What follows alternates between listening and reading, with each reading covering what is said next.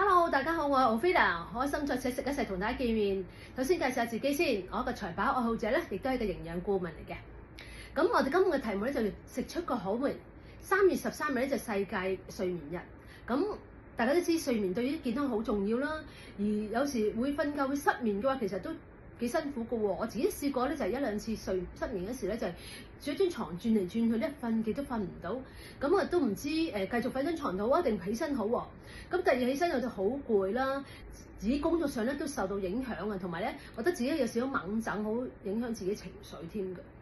咁其實我哋平時食嘅食物咧，都會有啲營養素咧，係包含裡面幫助我哋睡眠喎。好似色胺酸啦，色胺酸係一個人體必須嘅氨基酸嚟嘅，但係咧佢唔可以喺身體裡面自己合成，必須要吸收食物先可以去吸收到嘅。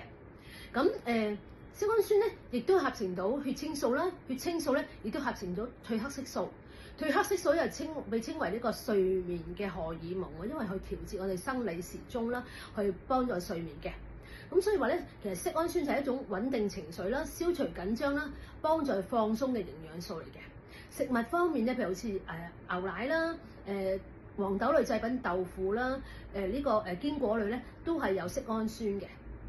至於話第二種係GABA啦，GABA咧就係抑制神經傳導嘅物質嚟嘅，又被稱為天然嘅安神劑喎。咁可以咧抑制到我哋中樞神經唔會過度興奮啦，可以對我哋腦咧有安定嘅效果嘅。咁食物方面好似有南瓜啦，另外發酵食物好似譬如話好似味噌啦，或者係泡菜咧都有GABA嘅。至於鈣同鎂咧，鈣同鎂咧就係同於神經傳導物質嘅合成啦，同埋傳送有關嘅。如果缺乏鈣咧，對於我哋嘅情緒咧有影響，就係我哋比較容易嬲啦，或者會有啲焦慮啦，同埋甚至乎有時會有啲抽筋嘅情況。而吸收鎂咧就可以幫我哋鬆弛我哋肌肉啦，咁同埋咧舒緩呢個壓力嘅。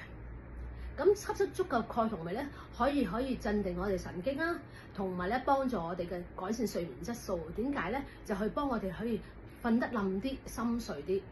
咁食物方面咧，好似有啲綠色嘅蔬菜啦、乳製品咧，其實都會有鈣同鎂嘅。有咧就係維他命 D 啦，維他命 D 咧係幫助血清素釋放嘅。咁如果缺乏維他命 D 咧，會可能令到我哋會有啲焦慮啦，咁同埋骨質啊，同埋肌肉方面嘅流失咧，咁而嚟導致我哋會有啲疲倦啊、痛嘅問題出現咗，而間接影響我哋睡眠嘅喎。咁而維他命 D 食物裡面好似菇菌類啦、雞蛋類咧都會有嘅。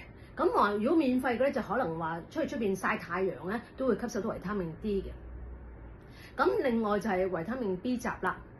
咁 B 雜裡面就係維持我哋神經運作嘅。咁而B 雜方面咧，其實係幫助我哋嘅血清素啦，同埋褪黑色素嘅製造嘅。而吸收方面咧，其實食物方面咧，佢啲深色嘅蔬菜啦、原型食物裡面啲全穀類啊，好似啲糙米咧，就會有維他命 B 啦。最後咧就係 Omega 3啊，即係脂肪酸啦。脂肪酸咧就係幫助呢個褪黑色素嘅分泌啦。咁係譬如可以幫助我哋嘅減緩我哋焦慮啦，同埋延緩我哋嘅腦退化嘅。咁食物方面喺邊度咧？三文魚啦、青魚啦，都可以揾到嘅。咁其實食物裡面咧有咁多營養素可以幫助我哋睡眠，咁我哋其實喺烹調上面咧都可以煮多啲呢方面嘅食物去幫自己瞓得好啲嘅喎。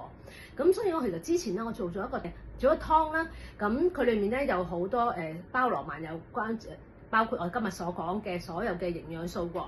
大家睇下短片咧。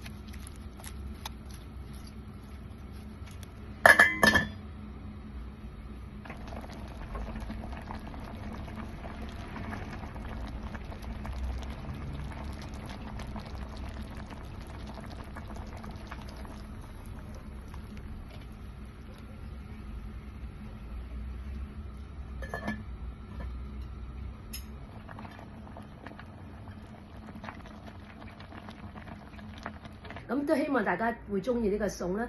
咁今日嘅分享就係咁多，拜拜。